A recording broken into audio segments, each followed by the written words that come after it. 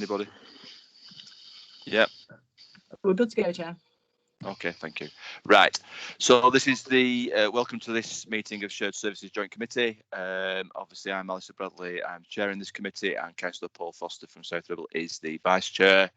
Obviously, you're all well aware now of Teams meetings. It's being videoed and recorded, although there will be a part 2 section where obviously we'll go into private session for any items that are confidential in their nature. Obviously, if everybody knows how to put their hands up now, any problems that they have with IT, raise it, send a message through, and we'll try and get you back on as quickly as possible.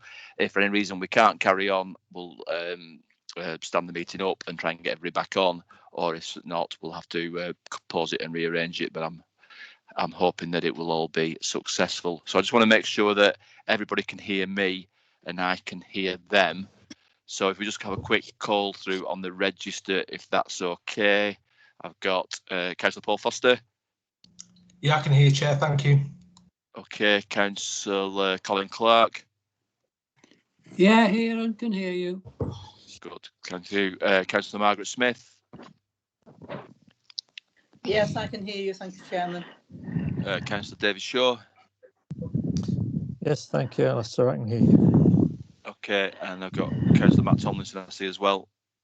Yeah, loud and clear, Chair. Cheers. Thank you. And then Chorley, I've got Councillor Peter Wilson. Yep, can hear you clearly, Chair. Okay, Councillor Graham Dunn. Yes, here, Chair. And Councillor Alistair Morwood substituting for Councillor Margaret France, who's busy injecting the residents of Chorley with vaccine, I imagine, this evening. Yes, I can hear you, yes.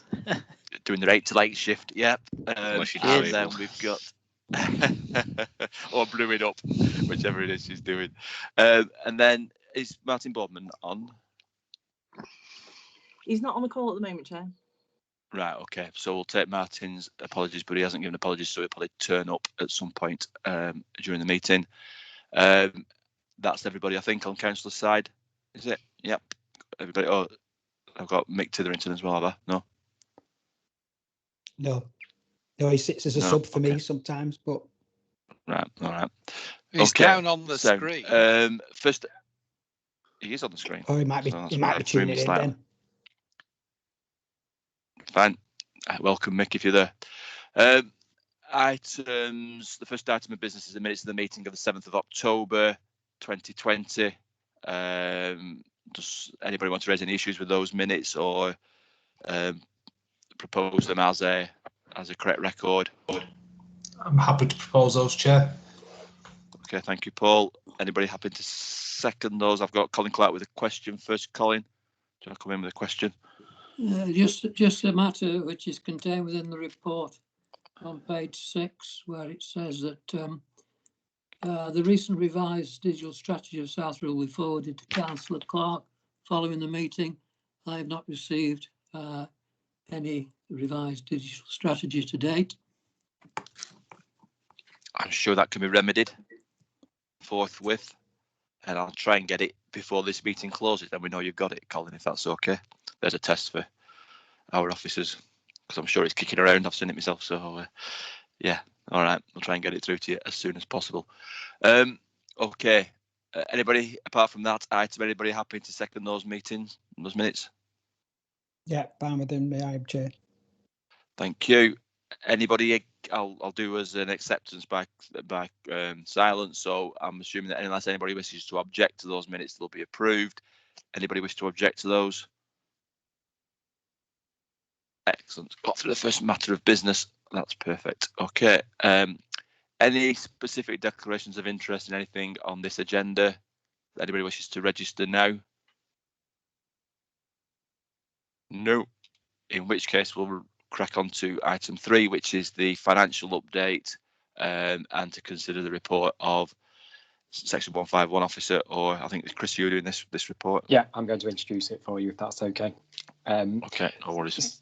So this financial update follows a discussion at the Shared Services Joint Committee probably some time ago, probably in September time, I think, where we had a couple of questions around how do we make the adjustments for the different the different contributions made by the council, and because whilst overall in shared services we share posts and costs on a 50-50 basis, there are some examples where that doesn't happen either yet because we need to make further changes, or it doesn't happen because one council or the other has particular circumstances or arrangements that means that they put in more resources. So set out in the table, these are high level, and we would be able to provide more information, but we thought it'd be useful to provide a very high level summary, and then members of the committee can discuss it and ask if they do want any more information. So on the first part of the paper provides a summary of the shared services savings to date in these latest phases. Those numbers should be broadly recognisable to members of the committee because obviously they were presented as part of the proposals for phase 2 shared services at the last meeting.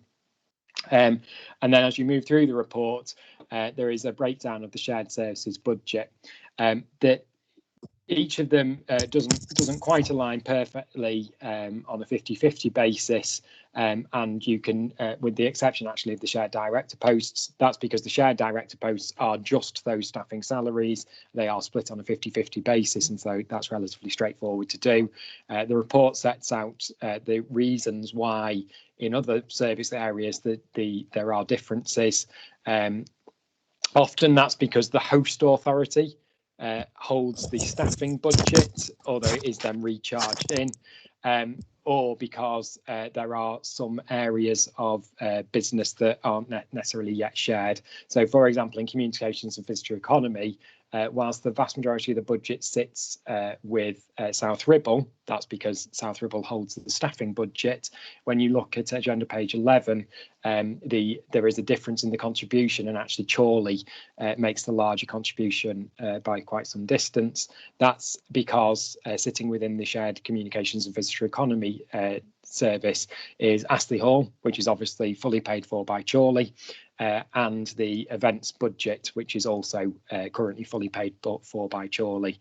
And so hopefully the report demonstrates that we have arrangements in place whereby the relevant council holds the budget, but then the right contributions are made by the two councils depending on what resources they put in and what their expectations are for the services that they receive.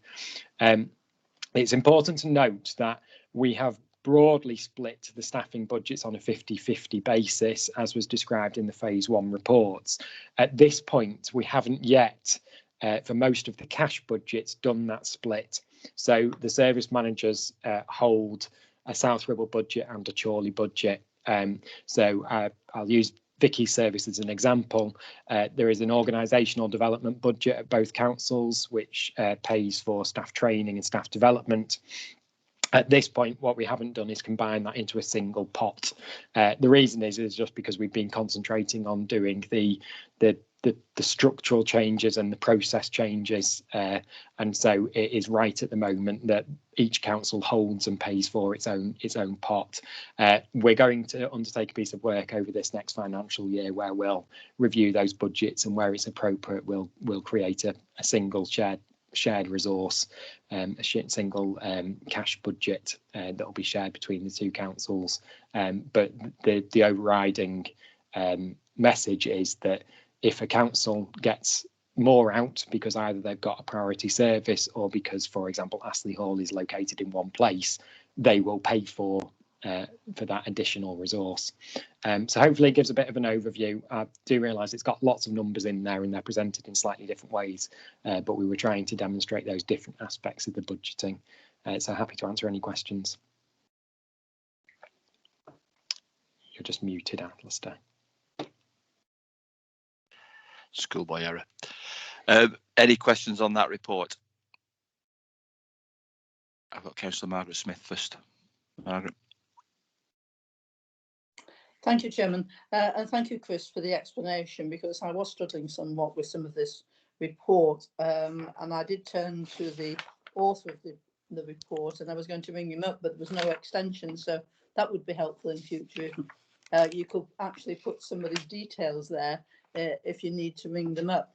and it would then save me scratching my head for a while. I think it's very interesting, and there's certainly some pleasing figures at the bottom of table 1. Could you tell me, and I may have missed it in the report, to what date is this actually, these savings up to? Is this projected to the end of the financial year, or is this say to quarter 3? Thank you. These are full financial year savings. So the savings that have been achieved, the savings that would be that are projected for the phase 2 ones will be those ones. I think I'm just double checking as I look at it because they look slightly different. Yeah, they will be the savings that will be for a full financial year. So the 613,000 is the savings that the 2 councils will achieve in a full financial year. Thank you. So that takes us through to the end of March 2021, I take it. Yeah. Thank you.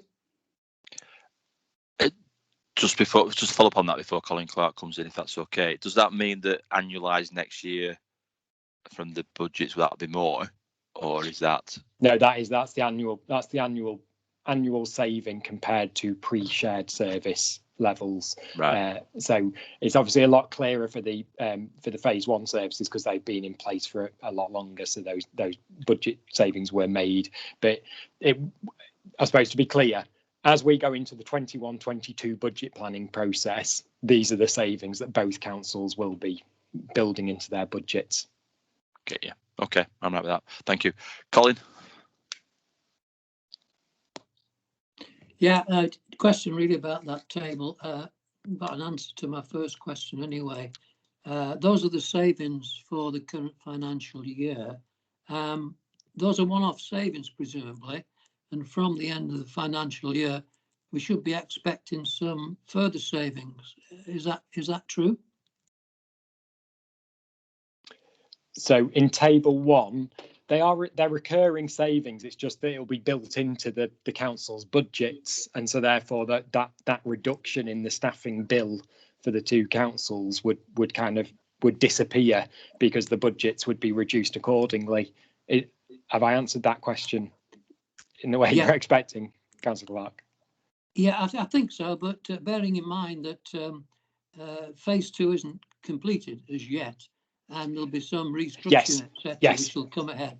But I was going to ask you really about the governance one, because the additional savings will be recurring then in future years, will it? Yes, so that the savings that in terms of the staffing savings that are set out for phase 1, they are recurring savings because they're changes to the vast majority of those are staffing savings. So they're where posts have either been combined or changed in the phase 1 reviews that were undertaken over the summer and into the autumn. For the phase 2 ones, you are right, sorry, yes. So those are the savings that are made by the amalgamation of the chief executive and director posts. It would then be anticipated that particularly in ICT and customer services and for in potential other service areas, there'll be further savings to come forward because the 2 councils have already agreed to share ICT and customer services, and those reviews will happen over that next year. So in order to avoid duplication, presumably this will be the report for the end of the financial year, so we won't be seeing this table again. No, because it'll be built into the 2 councils. If we're honest, you may well occasionally get told this is how much has been saved since the beginning of this phase of sharing, but no, it will be built into the 2 councils' base budgets now as a saving, because that will have reduced the staffing bills for the 2 councils. So yeah, we won't double count them as we go through. Thanks, Chris. Thanks, Chairman. Okay, no worries. Paul Foster. Thanks, Chair. Just quickly, clearly, I'm really pleasing to see these numbers, which are significant, and as you said, they're recurring.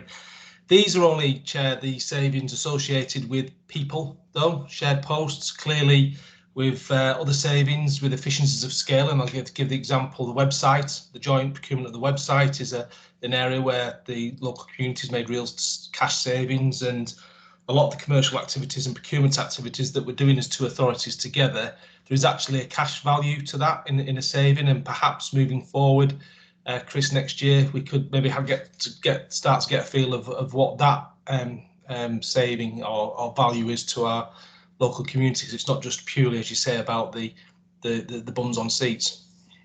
Yes, agreed. Yeah. Okay, that's helpful. Any other questions at all on this? Anybody's got?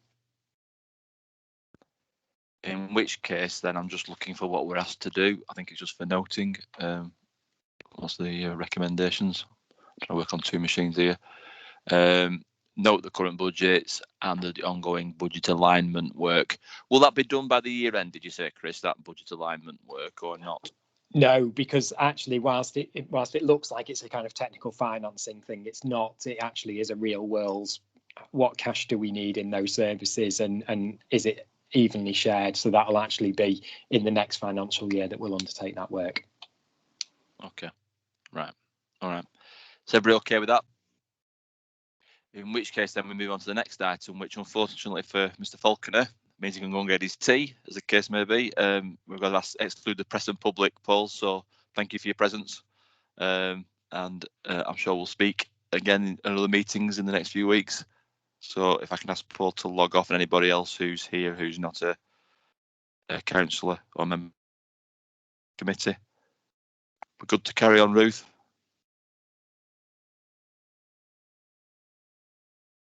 Sorry, I'm just stopping the recording. Bear with me.